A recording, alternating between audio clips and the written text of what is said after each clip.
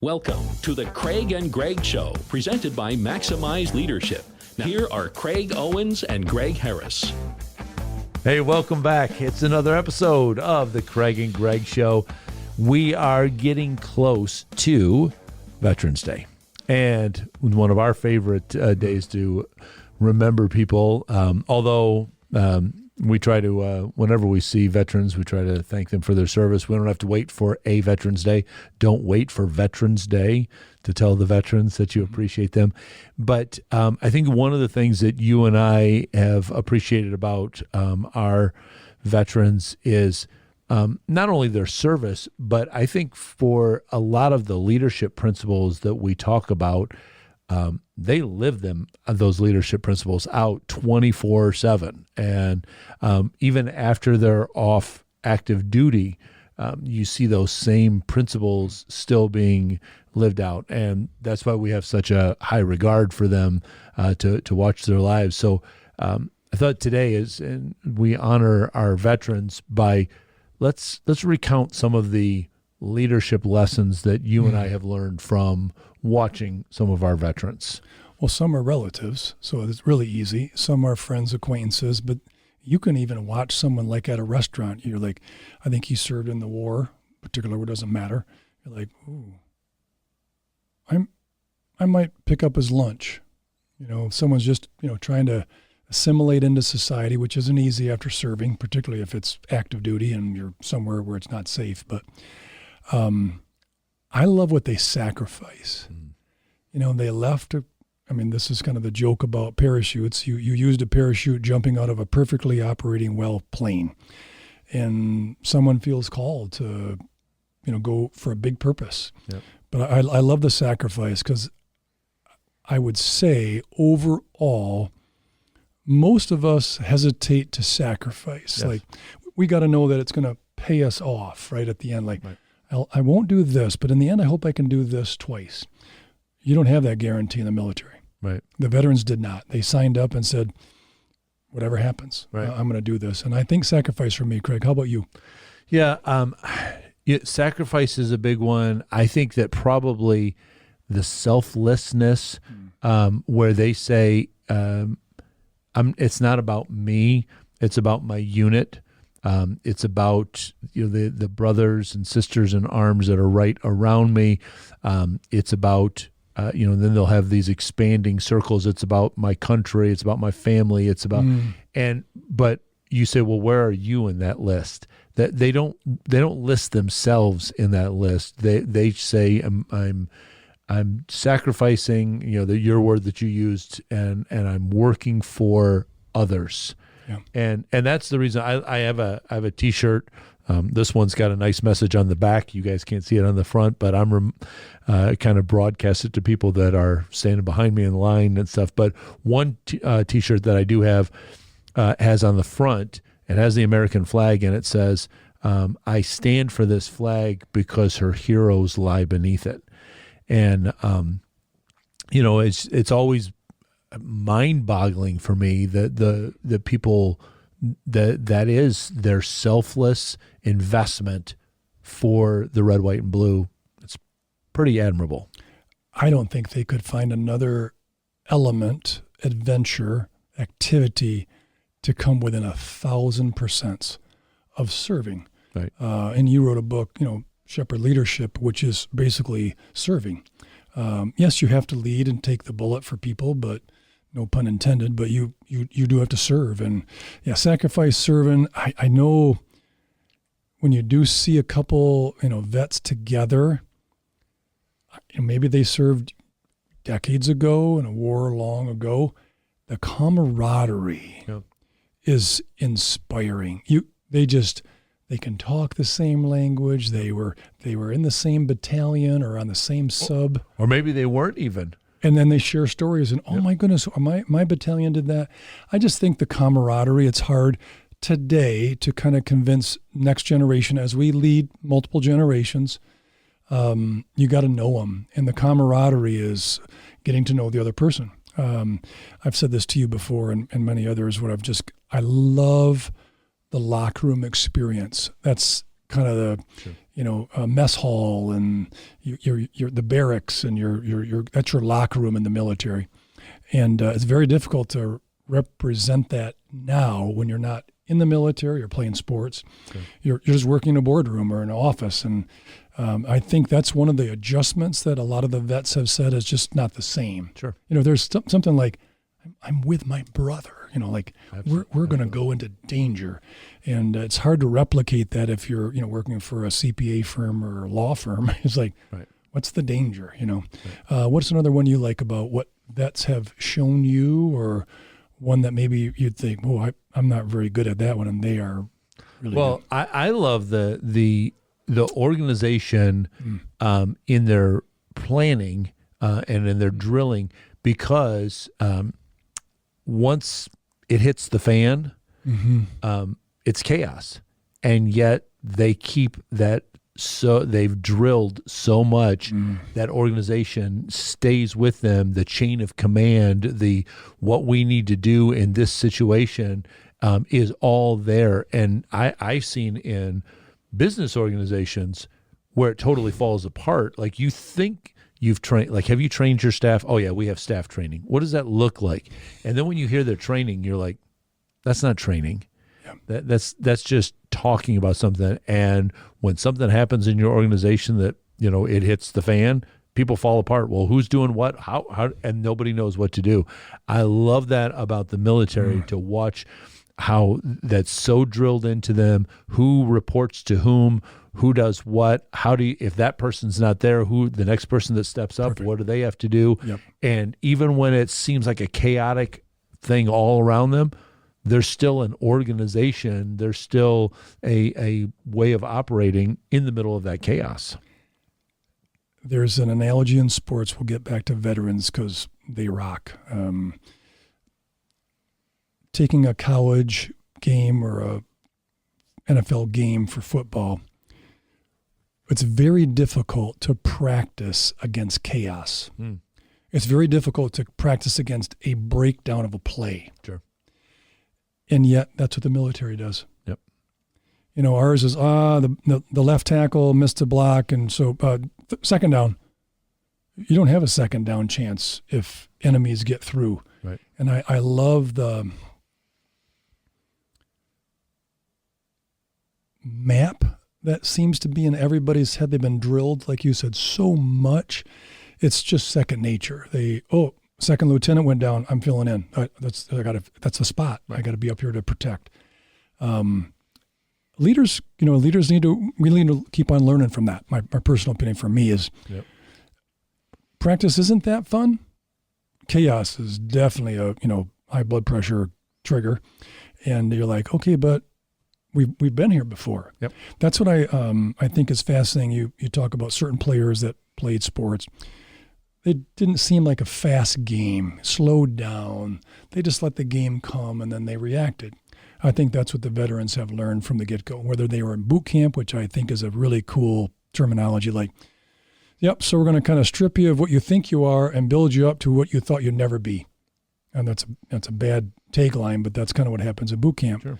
We don't have that in business as leaders. No. We keep getting education, new certifications, we get new people, and you kind of just go through it all. But the locker room camaraderie, I know, I was at a game where they did the national anthem, which I think every game should have national anthem. But anyway, I digress. And you could see the guys. So they, took their hat off that had been in the military, hand over, and you could see them go, still at 75 years old. Yep. Probably around the Vietnam era, maybe.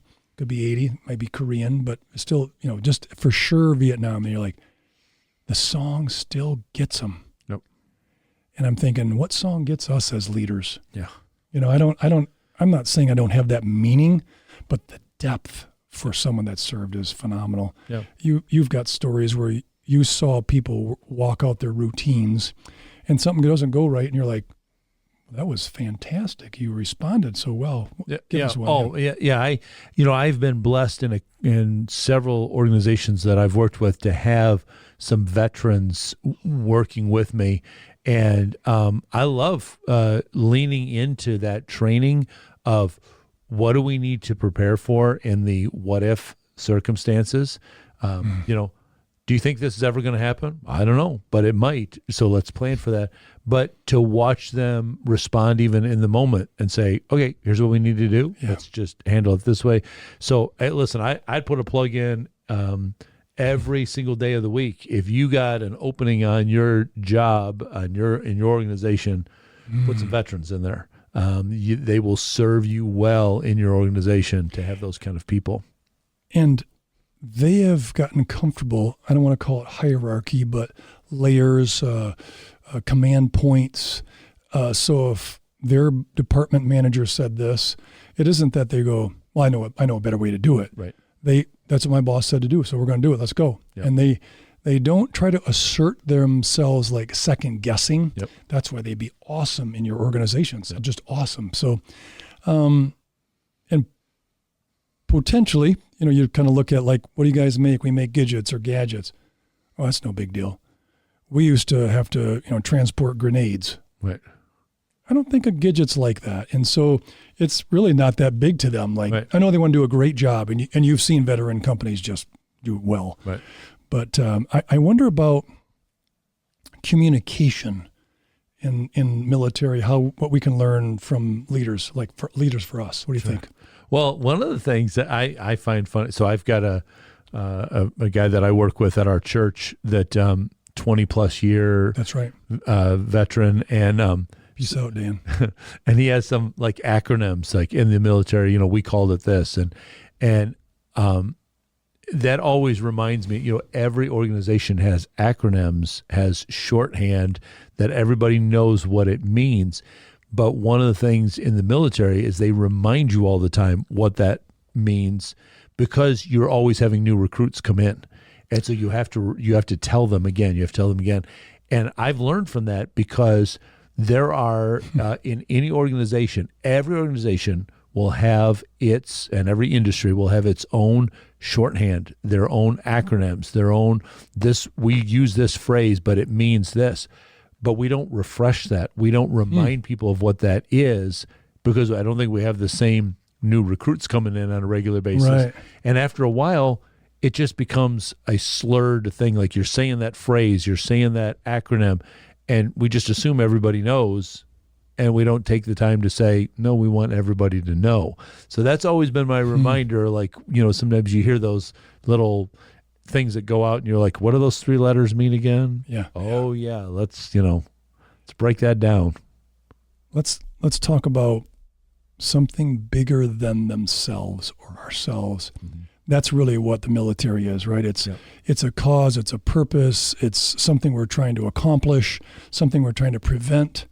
In business, or any leadership role, it's like, what's the threat? And so I think I'd like to ask you that. What, for humanity, why is it so thrilling and fulfilling to be a part of something bigger than you? Yeah. Well, I mean, think about it, like, as we're recording this right now, we're not too far away from our country celebrating its 250th birthday. Right. That's big. I mean, there's no other nation that has operated under a constitution like we have in our country for that long. Mm-hmm. We have it because people sacrificed for it. For 250 years, they've been sacrificing for it. And I think that sometimes I see people want to throw in the towel on something after it doesn't work in a week. Like, okay, what did you expect to accomplish in a week that was that lasting? And I think that's, our veterans know that they're carrying on a 250 plus year heritage. Mm-hmm. And so they know that they're a part of that, and their role matters. Their part matters to continue this on, to connect the past to what's going to happen in the future. And that's a lesson I think we can definitely take away from that and learn from that for our lives individually and organizations. It's something bigger. Maybe we're not going to fulfill the whole thing in our lifetime, but if I stop trying, if I stop being involved, I could have it fall apart in my lifetime. One thing, just to piggyback on that, Craig, is I think leaders, want to be a part of something, but we don't have the endurance, the long view. In military, they don't know when the war is going to stop. They go until someone says it's over. It's over, or they retreated, or we took the castle, or whatever the rules were of that assignment, or we took the beach, Normandy, or whatever it is. I think for leaders, myself included, I have to have a gut check that it could be long play. Yep. This might be a longer battle than I was planning on. I might not be home for Christmas this year. And I think leaders probably can learn, just like myself, learn a lot from the veterans. That's why it's fun to go up to them. And I like just asking, did you serve somewhere? Right. And almost, I'm pretty high on it. You can kind of tell a little bit, not the newer veterans, but, the veterans who were, certainly Korean, Vietnam, Gulf. It's the newer ones that are a little hard to pick because you don't know if they don't keep their hair cut short or whatever. But there's a certain style about their leadership, and I think that's something for us to wrestle with. There's a style of military leader that maybe we need to incorporate. Would you agree? Yep. Well, and I think one of the styles that you hit on is you said, where do they serve? Yeah. We don't say that about our jobs. We say, I work here. Yes. We don't say I serve here. Right. What would happen if we started treating our jobs that way? I get to serve here. Ooh. Instead of saying I have to work here. So that's one of the things I love when we salute them. A lot of times we look at them, we say, thank you for your service. I think it's fascinating. I don't know if they were trained to do it, probably, when they come back into society. So I'd be like, hey, thanks for serving. Thank you for your support. Yes. That's a heck of a line. Yep. I love that. Like, if we had that as leaders, hey, I'm here to serve, and thank you for your support today. Yep. What would the staff do? Like, right. I don't know. I just think the serving and thank you for supporting us. It's like, well, you already gave. I can give you a compliment, and they just don't like it, do they? They fight it. They're still trying to be selfless. It's just amazing. Just receive the compliment from us, will you, please? Exactly. We just want to thank you. Well, you wrote something down. I'm going to let you wrap up with this. Yeah. I like the salute that you wrote down in our notes. Why don't you share that? Well, to all veterans, thank you for bravely doing what you were called to do so that we can safely do what we're called to do. And our doing things is dwarfed, in my opinion, on what veterans do, and it's all the military lines.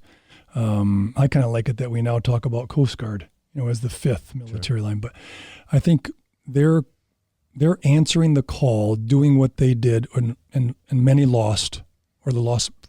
If they're still around, they lost, teammates. They lost fellow soldiers and the like. We don't have that cost. Our last quarter wasn't very good. Oh, well, we're still here, But I do think thank you for letting us do what we do freely from what you did by sacrifice. And it's inspiring. So please, if you see a veteran or you think they're a veteran, take the risk. They'll be so complimented that you compliment them and say, thanks for serving, and be ready, because they'll say, thank you for your support. It's such an automatic answer for them. Like, I don't want the credit. I don't want the credit. And well, you deserve more credit than I do. I just was a manager, Yeah. I love your line. That's a really good one. Serving versus work. Yeah. I've not thought of that, bud. That's awesome. Yep. I can't wait for November to celebrate vets. Well, it's coming up soon. Hey, so listen, I know we sometimes share some things that we do here, but let me just wrap up this episode by saying, here's what we'd like you to do. Find a veteran, tell them thank you for your service. Not just on Veterans Day, but anytime that you see one of our veterans, please express to them your gratitude. That's what we're here to do, is to express our gratitude for the lessons that we've learned. I hope that you will do the same thing. Come back again. We've got more great content that'll be coming your way real soon. Get in touch with Craig and Greg through Twitter at Maximize Podcast or at maximizeleadership.com. Be sure to subscribe so you don't miss any episodes of The Craig and Greg Show.